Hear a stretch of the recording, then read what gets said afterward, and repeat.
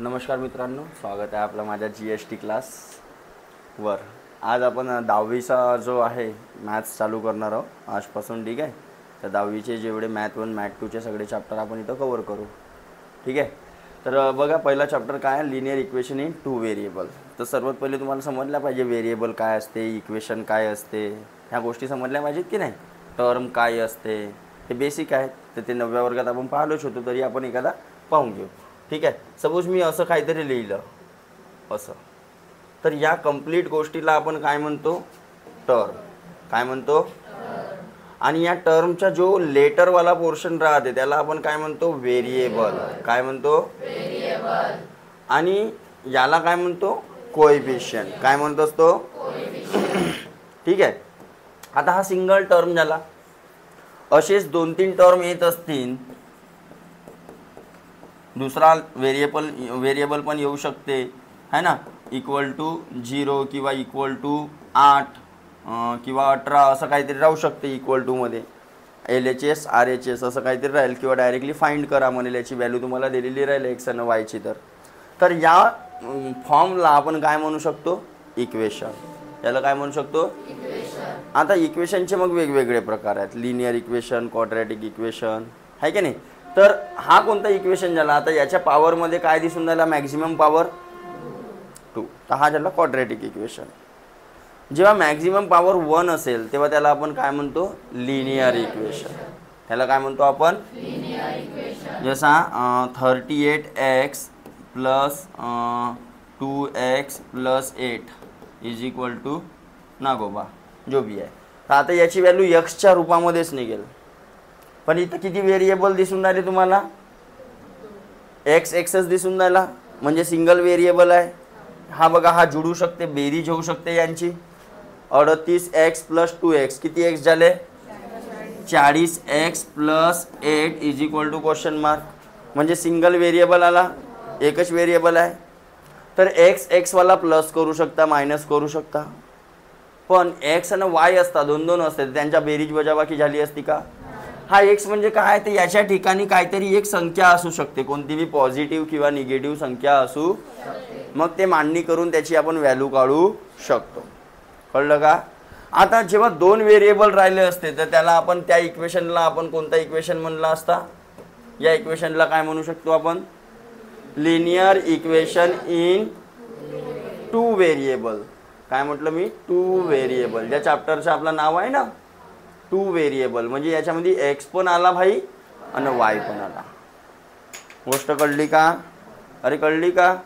ती याच्या ठिकाणी काहीतरी काय असू शकते, सपोज इकडे 38 असेल, सपोज लिहिलेलं आहे 4x plus 2y is equal to 30, तर अशी काहीतरी x ची व्हॅल्यू काय राहील आणि y ची व्हॅल्यू काय राहील, जेणेकरून इथं काय येईल, 38। ते काढासाठी आपल्याला अजून एका दुसऱ्या अशाच प्रकारच्या रिलेशनची गरज असते। जसं हा दिलेला आहे एक रिलेशन आपल्याला, की बा x अगर एक किंमत असेल, सपोज कोणाची गायीची किंमत असेल, आणि एक असेल हे म्हशीची किंमत सपोज, आणि हे इकडे दिलेली आहे 38,000 रुपये। एका म्हशीची किंमत दिलेली असेल x च्या रूपात, आणि एका गायीची किंमत दिलेली असेल y च्या रूपात। तर 4 म्हशी आणि 2 गायी यांची एकूण किंमत किती आली म्हणते। अजून अशीच मी नाही एखादा काही सांगितलं तुम्हाला, की 2 म्हशी आणि 4 गाई यांची किंमत फलानी काहीतरी सांगितलं, तर त्या इक्वेशनला तुम्ही सॉल्व करू शकता। म्हणजे लिनियर इक्वेशनला सॉल्व अगर करायचं आहे, जर करायचं आहे तुम्हाला, तर अशाच प्रकारचा अजून एक रिलेशन असणं गरजेचं आहे। म्हणजे असे लिनियर इक्वेशन किती पाहिजेत तुम्हाला, 2, तेव्हाच त्याला सॉल्व करू शकता। किंवा तुम्हाला x आणि y ची सेपरेट व्हॅल्यू दिलेली असेल तेव्हा सॉल्व करू शकता, किंवा ह्या एकाची बी दिलेली असेल तेव्हा पण सॉल्व करू, एका व्हेरिएबलची तरी माहीत पाहिजे, तेव्हा आपण y ची व्हॅल्यू काढू शकतो। सपोज मी म्हटलं एका म्हशीची किंमत होती भाई 1200 रुपये, किती रुपये, 1200, तर 12 गुणिला 4 4800 रुपये झाली असती। आता खूप कमी झाली का हे, हो खूप कमी झाली। सपोज मी म्हटलं 7200, 7200 एका म्हशीची होती, तर 4 म्हशीची किती झाली असती बघा, मल्टिप्लाय करा, 4 दूने 8, 7 7 28, है ना. 28,000 रुपये, 28,800 रुपये 4 म्हशीची किंमत झाली. तर ती मी कुठून मायनस केलं असतं, तर मला 2 गायीची किंमत भेटली असती की नाही, है ना. सॉल्व करण्यासाठी नियम काय आहेत बेटा, तर एखाद्या व्हेरिएबलला म्हणजे एखाद्या टर्मला इकडून तिकडे न्यायचं आहे तर त्याचे साईन काय होत असतात, चेंज. मी सॉल्व करताना सांगीनच तुम्हाला, ते थोडेसे बेसिक आपल्याला माहीत पाहिजे. आपण नॉर्मल इक्वेशनमध्ये पाहिला आपण, अरे पाहिला की नाही. हां, तर हे आहेत लिनियर इक्वेशन ज्याच्यामध्ये डिग्री किती राहील हमेशा, डिग्री म्हणजे पॉवर हमेशा किती राहील, 1. किती राहील म्हणजे त्याच्या पूर्ण टर्ममध्ये, त्या पूर्ण इक्वेशनमध्ये कोणाचाही पॉवर 1 पेक्षा जास्त राहणार. त्याच इक्वेशनला आपण कोणता इक्वेशन म्हणू शकतो, लिनियर. गोष्ट लक्षात आली. हां, तर त्याच्याबद्दलचा काही बेसिक दिलेला आहे का बघा आता. हां, जसा हा दिलेला आहे, कंप्लीट द फॉलोइंग टेबल. काय म्हणते, in the equation is the equation linear in 2 variable. 2 व्हेरिएबलमध्ये आहे का आणि लिनियर आहे का ते तुम्हाला काय करायचं आहे, चेक करायचं आहे.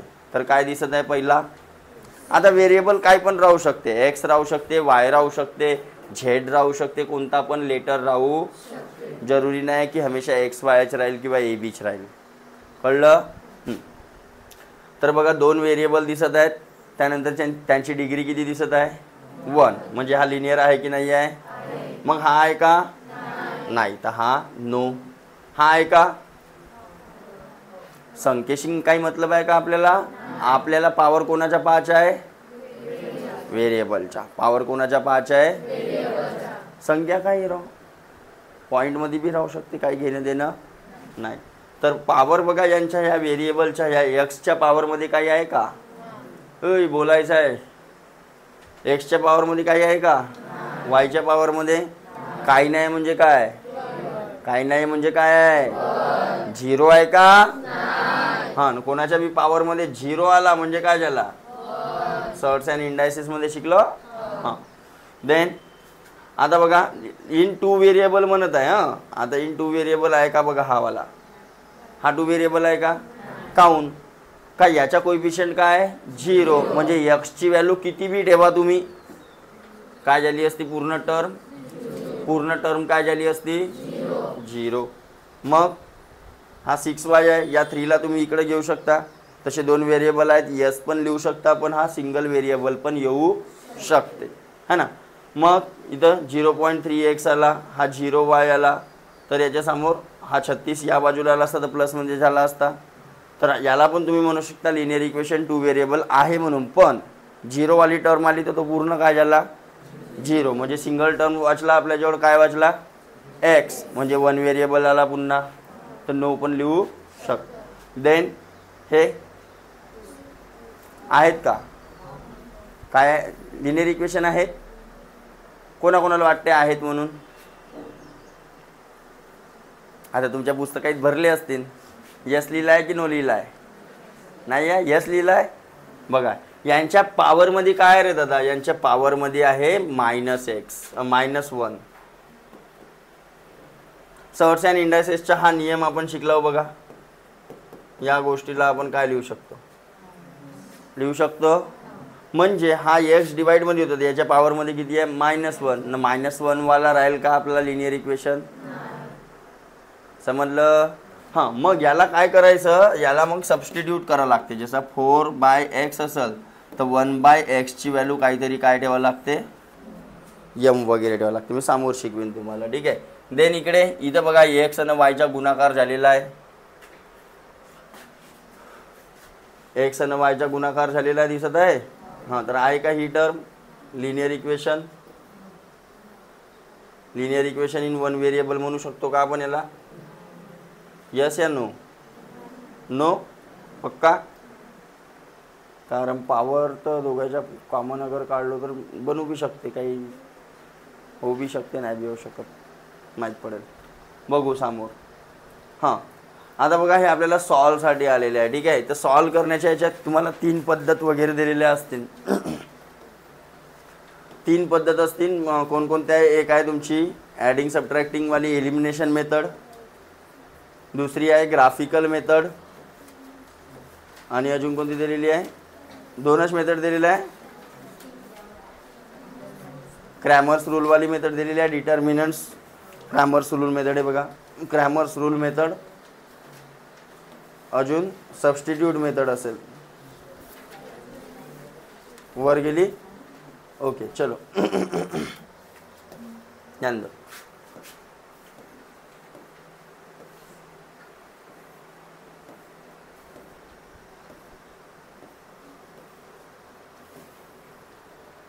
तर हाऊ टू सॉल्व.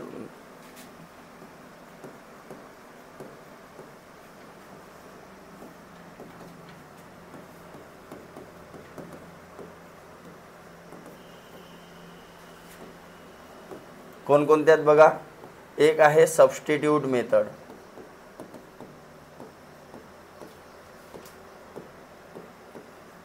दुसरी कोणती आहे एलिमिनेशन मेथड,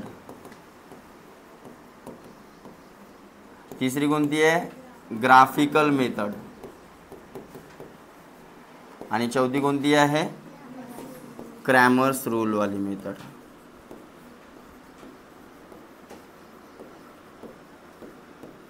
ठीक आहे. चारही मेथड सोपे आहेत. एक एक समजून घेऊया आपण. प्रत्येक मेथडवरचे 2-2 प्रॉब्लेम बघू. चालेल. प्रत्येक मेथडवरचे किती प्रॉब्लेम 2-2. त्यानंतर तुम्ही सोडवू शकता. तर मी सॉल्ड एक्झाम्पलमधले घेऊ की एक्झरसाइजमधले घेऊ तुम्ही सांगा. सॉल्डवाले घेऊ.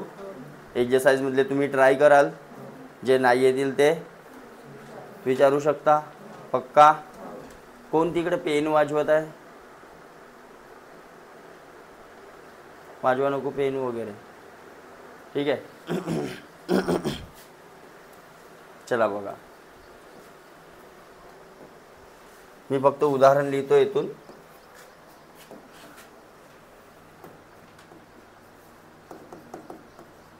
पहिले कोणती पाहू आपण. Substitute method. ठीक आहे. इक्वेशन लिहून घेतो बघा. काय आहे 5x - 3y = 8 आणि इकडे दुसरा इक्वेशन काय दिलेला आहे 3x + y = 2. तर सबस्टिट्यूट मेथडमध्ये बघा काय करायचं.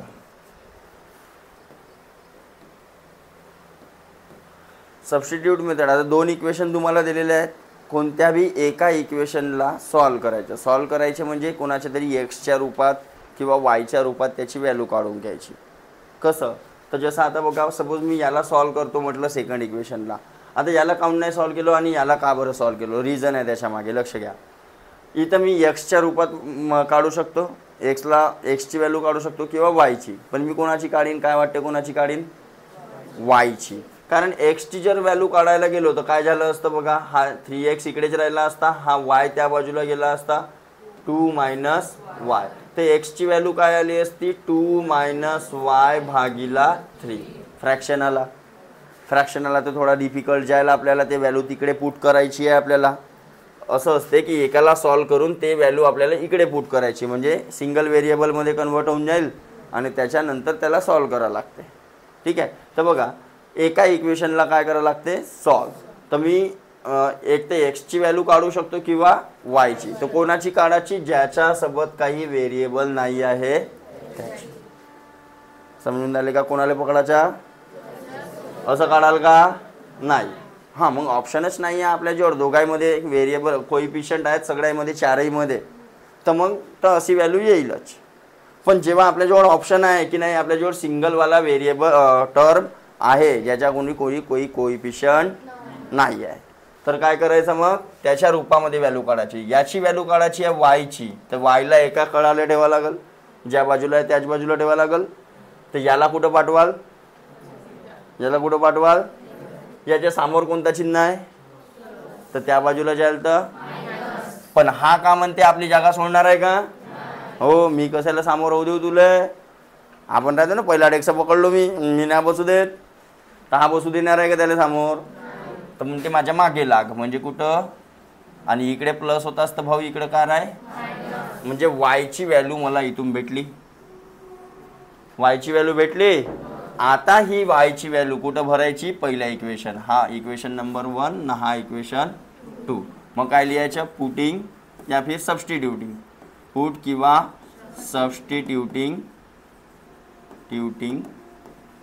y is equal to 2 minus 3x in equation number कोणता, 1. कोणत्या इक्वेशनमध्ये टेबल 1. आता हा इक्वेशन काय होता, तर हा होता 5x minus 3y is equal to, बरोबर. लक्ष द्या, आत्ताच मेन आहे. वायची व्हॅल्यू ठेवायची आहे, तर बाकी सगळे जसेच्या हा 3 जसाचा ब्रॅकेट. वायच्या ठिकाणी काय ठेवू, ठेवला bracket close is equal to काय होता, इथपर्यंत सगळ्यांना क्लिअर झाला का. हां, मग काय कराल, मल्टिप्लाय. मग काय कराल, हा 5x जसाच्या, इथं काही नाही म्हणजे काय आहे, काही नाही म्हणजे काय आहे, 3 गुणिला 2, हा मायनस हा प्लस, काय झाला मायनस, हा मायनस येतात ना गुणाकार, मायनस इंटू मायनस. ज्या लोकांना नाही आहे त्या लोकांनी आता क्लास नंतर भेटा मला, समजलं. हां, मायनस इंटू मायनस प्लस, 3 त्रिक x इज इक्वल टू. आता बघा हा इक्वेशन काय झाला, सिंगल व्हेरिएबलवाला झाला. आणि सिंगल व्हेरिएबलमध्ये मी एक्सची व्हॅल्यू काढू कसा, तर बाकीचे पूर्ण नंबर दुसऱ्या बाजूला नेऊन, ज्याची व्हॅल्यू काढायची त्याला एका बाजूला ठेवा. पहिले जोडजंतर करून टाका. जोडजंतर म्हणजे सारखे सारखेवाले. हा 5x प्लस 9x किती x झाले असते, 14x झाले असते. जोडता येतात, 9 आणि 5 14x, हा मायनस 6 जसाच्या. आणि भाऊ हे 6 त्या बाजूला जातील तर काय होतील, म्हणजे इकडं काय राहिला, तर 8 प्लस 6, बरोबर. 8 आणि 6 तर 14x इज इक्वल टू किती आला. आता व्हॅल्यू कोणाची काढायची आहे, तर x बरोबर जो कोइफिशियंट आहे इंटूमध्ये आहे, इंटूवाल्याला सगळ्यात लास्टमध्ये न्यायचा, समजलं का. पहिले प्लस मायनसवाले तिकडे भगवून टाकायचे. हा प्लसमध्ये होता, मायनसमध्ये होता, भगवला तिकडे, प्लसमध्ये राहता भगवता तिकडे. जो एक्सला जुळून आहे सवासीन, एक्सची सवासीन समजते ना. पहिले हे दूरचे मेहमान त्याला बघून टाका, सवासीन सगळ्यात आखरी जाते. अरे जाते की नाही. हां, तर इकडे तर काय झाला असता, एक्स इज इक्वल टू इंटूमध्ये आहे, इकडे आला असं तर म्हणजे एक्सची व्हॅल्यू काय आली बेटा, एक्सची व्हॅल्यू भेटली. तर या इक्वेशनमध्ये पुन्हा मी भरून वायची व्हॅल्यू नाही काढू शकत का. मग by put x is equal to 1 in, याला नाव देऊ शकता तुम्ही 3,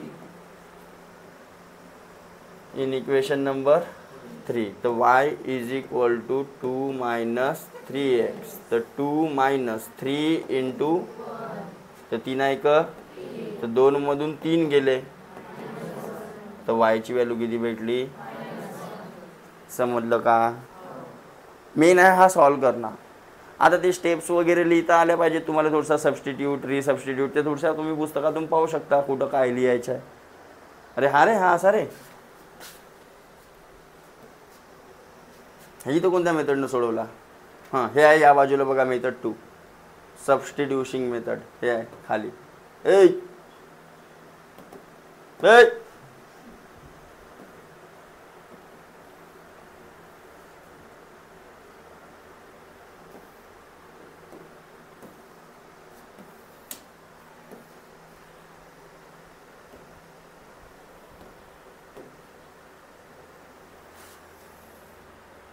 हे या बाजूला, हे या बाजूलाचे मेथड 2 दिलेली आहे ना. हे कोणती मेथड आहे बघा. Let us write the value of y in terms of x from the equation 2. आता हा कोणाला लिहायला लागल, अरे कोणाला लिहायला लागल, काय म्हटलेलं आहे की बा वायच्या रूपामध्ये व्हॅल्यू लिहू म्हणते, कोणाला सॉल्व करून, फ्रॉम इक्वेशन नंबर 2. असं पण लिहू शकता, let solve the equation number 2 in the form of x. Let solve the equation 2 for the value y in the form of x, म्हणजे y ची व्हॅल्यू x च्या रूपामध्ये येऊन जाईल तुमची, इन टर्म्स ऑफ एक्स आली हे वाली व्हॅल्यू, मग कुठं भरला, ज्याला सोडवला त्याच्यात भरायचं. मग याला 3 नंबर दिला, अरे दिला का, पण याला भरलं कुठं, याच्यात भरला का, कुठं भरला value, substituting this value y is in equation number 1. आली एक्सची व्हॅल्यू 1. ही व्हॅल्यू पुन्हा आपण काय केली, पुट केली इन द इक्वेशन नंबर 3 जो सोडवला होता. केलं, जमलं, समजलं बघा. हेच इक्वेशन आहे एक्सची व्हॅल्यू. हां, त्यानंतर तुम्हाला सोल्युशन लिहिता आलं पाहिजे. काय म्हटलं मी, सोल्युशन लिहिता आलं पाहिजे. कुठं गेला बे, हां, सोल्युशन काय लिहिलं असतं आपण याच्या, आता आपण एक त्याला असं लिहू शकतो, x is equal to 1 comma y is equal to is the solution of linear equation. म्हणजेच काय होते, तर लाईन जे असते ना, लाईनच्या इक्वेशन सुद्धा आपण म्हणू शकतो. कोणती बी लाईन या रूपामध्ये आपल्याला मांडली जाऊ शकते. ग्राफिकल मेथडमध्ये पाहू आपण, ठीक आहे. त्यांचे जे कोऑर्डिनेट राहतील किंवा जे टर्म्स राहतील ते एका लाईन, स्ट्रेट लाईनमध्ये येत असतात, ठीक आहे. तर बघा, सोल्युशन ऑफ लिनियर इक्वेशन, किंवा आपण असं लिहू शकतो 1 comma -1 is the solution of equation. हे कोणाची व्हॅल्यू, एक्स, ही कोणाची व्हॅल्यू, कळली का गोष्ट की नाही कळली. आता याच प्रॉब्लेमला दुसऱ्या मेथडनं सोडवून सांगू की दुसरा प्रॉब्लेम घेऊ, दुसरा प्रॉब्लेम घेऊ. पहिले क्लिअर करून घ्या याच प्रॉब्लेमले त्यावाल्या मेथडनं. याच प्रॉब्लेमला जे पहिली मेथड दिलेली आहे ना तुम्हाला, मेथड 1 कोणती दिलेली आहे, एलिमिनेशन मेथड. एलिमिनेशन दिलेली आहे ना मेथड 1 मध्ये. आता काय होता इक्वेशन सांगा, 5x प्लस, हां 5x मायनस 8, हां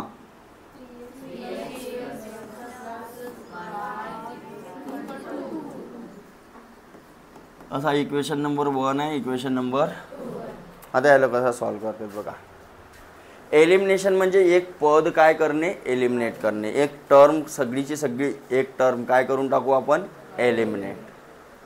कशी करू, तर काय करायला लागते, सर्वप्रथम याची स्टेप मी तुम्हाला सांगून देतो.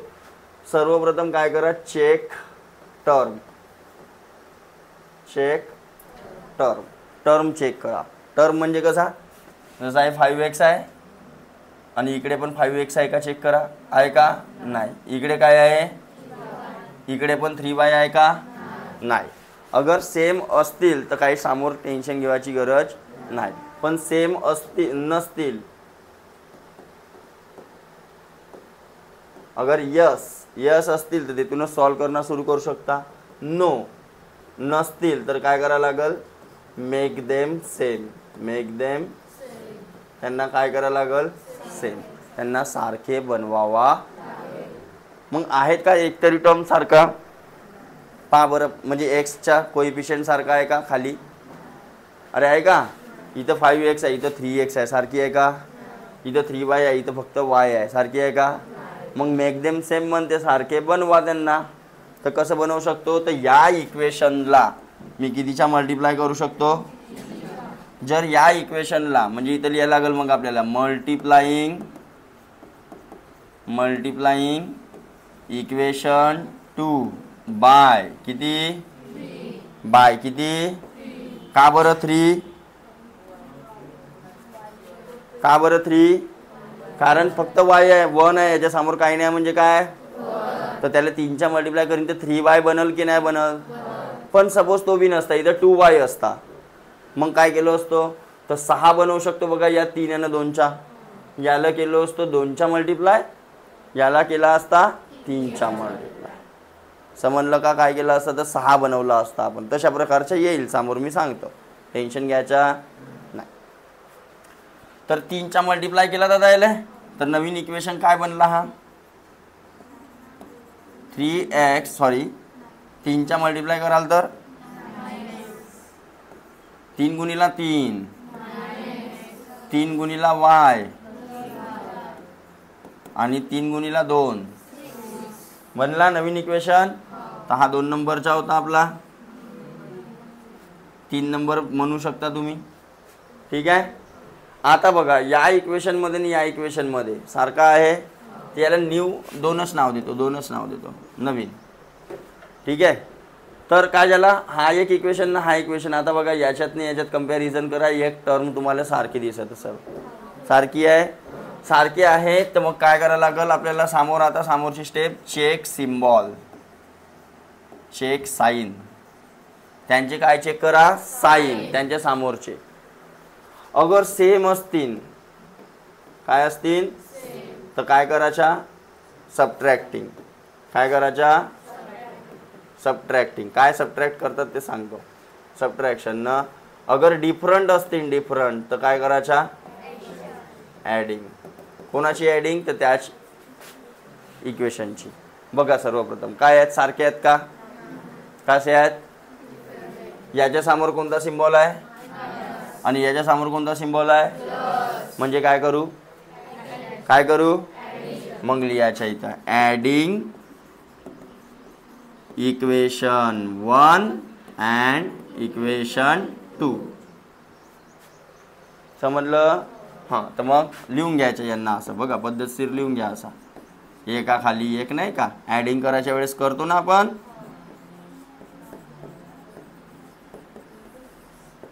ओके. काय करायची आहे ई नांदी बाबा ऑपरेटर राहून झोपलाय तो.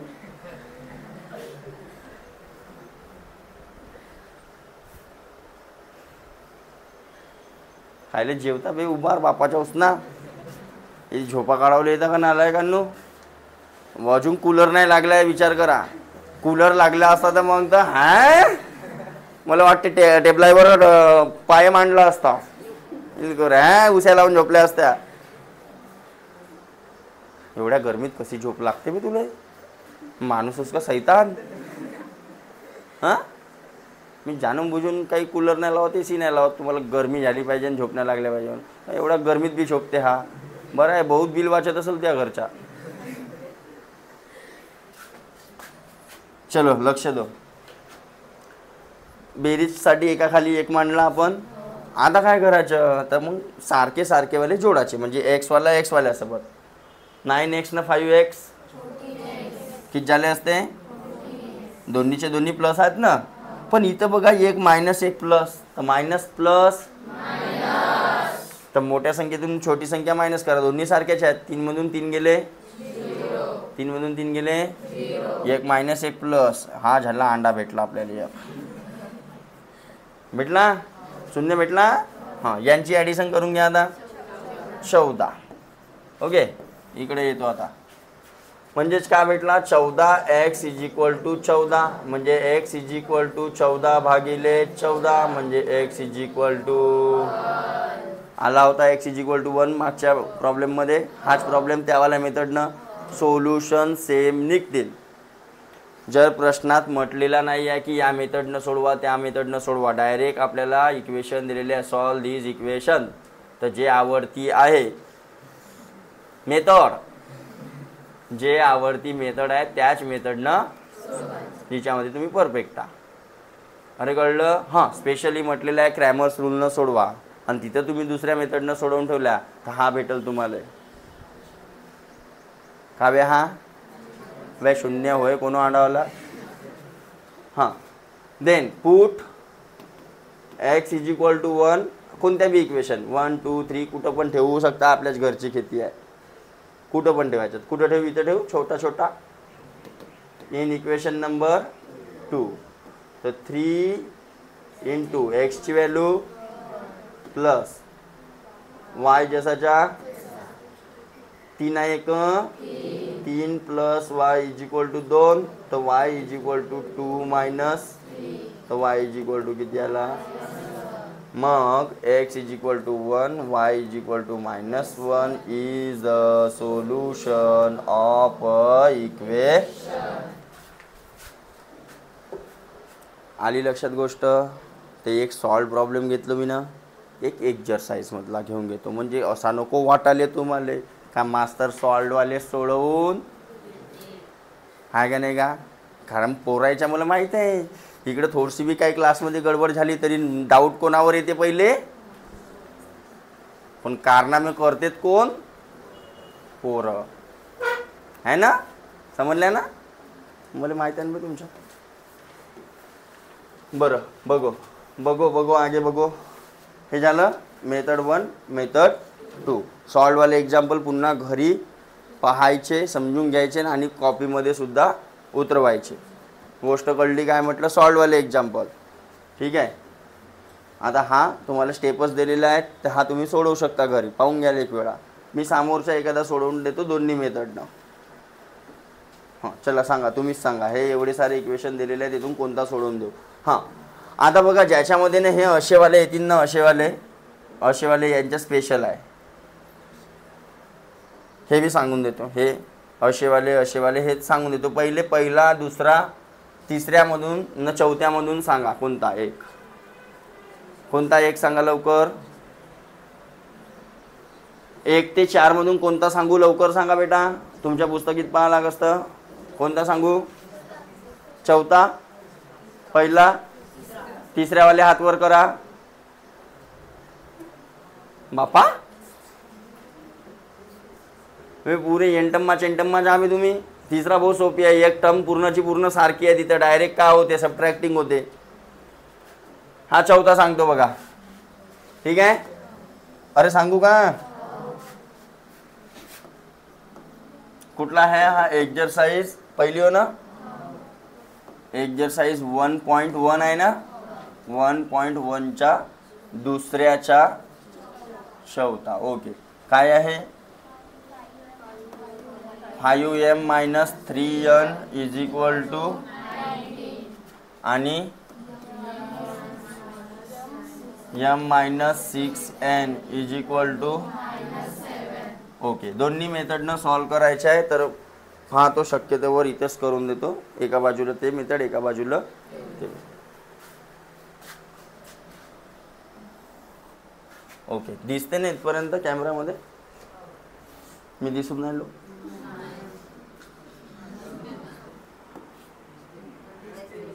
हावाला पॉईंट दिसते, हावाला पॉईंट, हावाला पॉईंट. अच्छा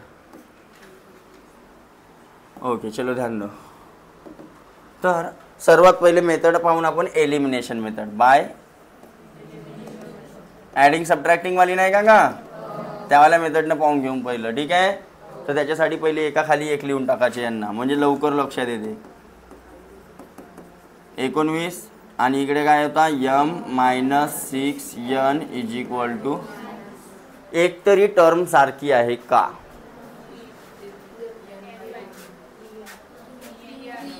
हे छोट्या मोठ्या मिस्टेक होत राहतात, पेन सरकून जाते कधी कधी. हां लक्ष द्या. तर हा इक्वेशन नंबर 1 आणि हा इक्वेशन नंबर 2. काहीतरी टर्म सारखी आहे का. इथं 5m आहे, तर इथं बिचारा 5m आहे फक्त. इथं 3n आहे, तर इथं म्हणजे सारखा काही आहे का, म्हणजे सारखा करावं लागल. तर एक तर हे n वाली टर्म सारखी करायची आहे, तर या वरच्या इक्वेशनला 2च्या मल्टिप्लाय करावं लागल. m वाली टर्म अगर सारखी करायची आहे, तर खालच्या इक्वेशनला कितीच्या मल्टिप्लाय करावं लागल, 5. कारण इथं 5 आहे ना, तर खाली बी 5 बनवायचं आहे, तर 5च्याच बनवायला मल्टिप्लाय करावं लागल की नाही. अरे गोष्ट कळली का. हां कितीच्या बी करू शकतो, पण सारखी टर्म आली तर काय करू, यमला सारखं बनवून की यनला बनवून. मग अशी मागच्याले बनवला होता, आता समोरच्याले बनवून टाकून काही फरक पडते का. दोन्ही तुम्हाला समजल्या. बघा आता मला यम वाली टर्म सारखी बनवायची आहे, तर या इक्वेशनला मला कितीच्या मल्टिप्लाय करावं लागल, 5च्या. कितीच्या, मग इथं लिहायच्या मल्टिप्लाइंग. येते ना स्पेलिंग तुम्हाला. हां मल्टिप्लाइंग इक्वेशन कोणता, बाय किती, याले गोल करायचा. हां तर मग नवीन इक्वेशन 5 5 सक 7 5 जमलं. हां, तर याला नाव देऊन द्यायचं. सपोज 3 देऊ शकता किंवा 2 पण देऊ. हां, मग काय होईल आता. आता हा इक्वेशन आपल्याजवळ आणि हा सारखा दिसून राहिला, काहीतरी दिसून राहिला. मग आता काय चेक करायला लागते, त्याच्या समोरचे साईन. त्याच्या समोरचे मग काय आहे, काही नाही म्हणजे काय प्लस, दोघाही समोर सारखा साईन आहे. तर काय करून ठेवू आपण, मायनस म्हणजेच काय, सबट्रॅक्टिंग म्हणजेच काय.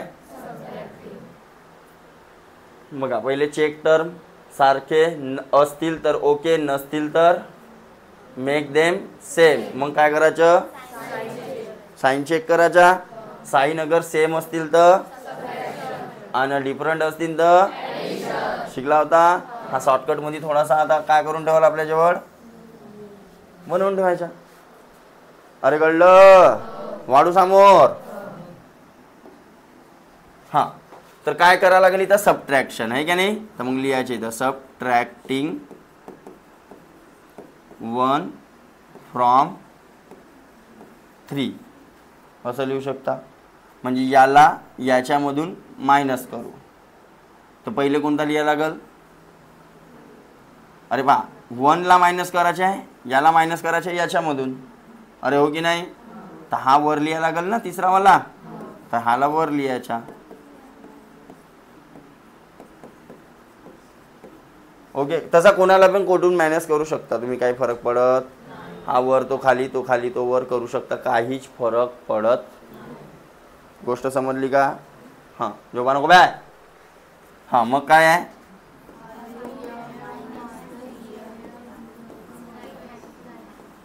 ओके.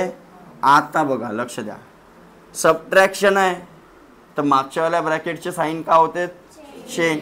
सपोज मी म्हटलं 5 मायनस 3x मायनस 5.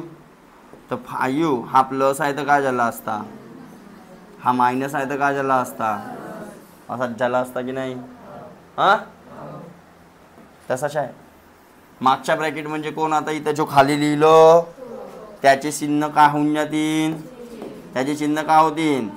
हा प्लस आहे तर हा मायनस आहे तर हा मायनस आहे, प्लस आहे तर. आता लक्ष द्या, हा प्लस हा मायनस भेटला 0. मायनस प्लस मायनस होतील, 30 मधून 3 गेले. चिन्ह कोणाचा, मायनस केल्यानंतर चिन्ह मोठ्या संख्येच्या द्यायला लागते. म्हणजे 30च्या समोरच्या चिन्ह म्हणजे मायनस मायनस. 9 आणि 5 म्हणजेच किती, आणि मोठ्या संख्येच्या बरोबर. तर आता इथं काय आला असता, -27n इज इक्वल टू -54. तर यांची व्हॅल्यू -54 अपॉन -27. 27 एक 27, 27 दुने. यांची व्हॅल्यू किती भेटली बेटा, यांची व्हॅल्यू भेटली. आता कुठं पुट कराल, कोणत्या बी इक्वेशन, कोणता बी, हा घ्या हा घ्या, नाही तर कोणता. आता हा सोपा दिसते ना, हा. Putting n is equal to 2 in equation 2. याला 3 नाव दिलं ना आपण. तर मग काय झाला असता, m -6 into 2 is equal to -7.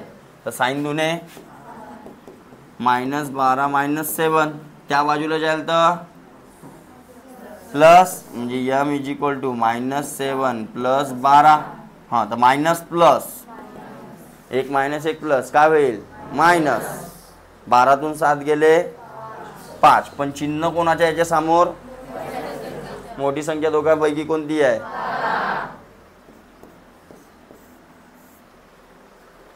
आहे. सोल्युशन बघा, मागे चेक करून घ्या.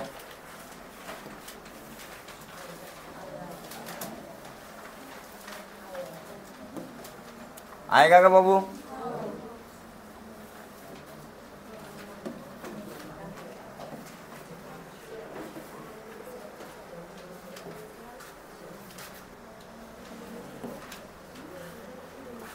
आहे की नाही आहे? वाढू समोर. हां, आता इथं दुसरी मेथड आपण पाहणार आहोत. कोणती? Substitution method. बाय कोणत्या मेथडनं? हाच प्रॉब्लेम, सबस्टिट्यूशन मेथड. ओके, वाढू समोर. तुम्हाला प्रत्येक म्हणजे हे चारही एक्झरसाइजमधले हे 4-5ही दोन्ही मेथडनं सोडवून आणायचे. समजलं? ते डिफिकल्टवाले मी सांगतो. चला, किती मिनिटाचा झाला बेटा रेकॉर्डिंग? 40. हां, बस हा 5 मिनिटात खतम करतो याला, मग ये दुसरा पार्ट करून टाकू. चला, लक्ष द्या. सबस्टिट्यूशन मेथडसाठी काय म्हटलं मी? कोणत्या तरी एका इक्वेशनला सोडवणं गरजेचं. मग काय करून आपण? लेट सॉल्व, याला नाव द्या 1, याला नाव द्या let solve equation number 2 for value of m in terms of n. कोणत्या व्हॅल्यूसाठी? यमच्या व्हॅल्यूसाठी. कोणाच्या रूपातल्या? यम. म्हणजे याला सॉल्व करतो आता बघा. m = 6n = 7 होता, -7 होता. त्या बाजूला जाईल बेटा हा, तर काय होईल?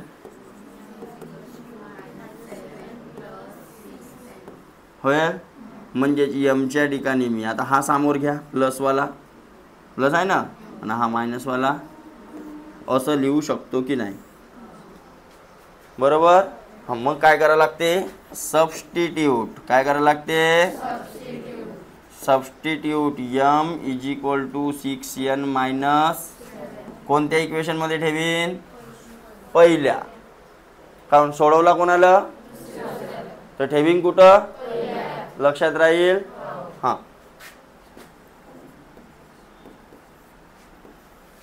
हां, तर मग 5m - 3n = तर यमची व्हॅल्यू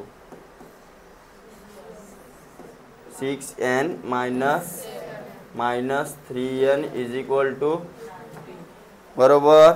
हां, 6 पंचे 7 5. आता 35 मधून 3n जातील का? 30n मधून. अरे समजलं? हां, तर मग 27n. हा आणि हा काय केला आपण? सॉल्व. हा प्लस, हा मायनस. प्लस मायनस लिहायचे नाही तिकडे, लक्ष द्यायचं. हां, प्लस मायनस. तर 27 आला. हा -35 जसाच्या तसा, कारण याचा जोडीदार कोणी होता का? त्या बाजूला गेला तर म्हणजे 19 + 35 किती झाला? 54. आणि हे 27 याच्या डिवाइडमध्ये आले, म्हणजे यांची व्हॅल्यू किती झाली? आली होती तिकडे यांची व्हॅल्यू 2. मग काय करा? लिहिला पुट n = 2 इन इक्वेशन. याला इक्वेशन 3 नाव देऊन द्या. ठीक आहे. हां, तर मग m = 6 × 2 मायनस साइन दुने -7, म्हणजे जी एमची व्हॅल्यू आल्या होत्या का ह्याची व्हॅल्यू? ती काही चेंजेस होता. समजलं? तर दोन्ही मेथड सगळ्यांना समजल्या? ओके. याच्या नेक्स्ट पार्टमध्ये आपण एक्झरसाइजमधले जे भारीवाले प्रश्न आहेत ते पाहूया. ठीक आहे.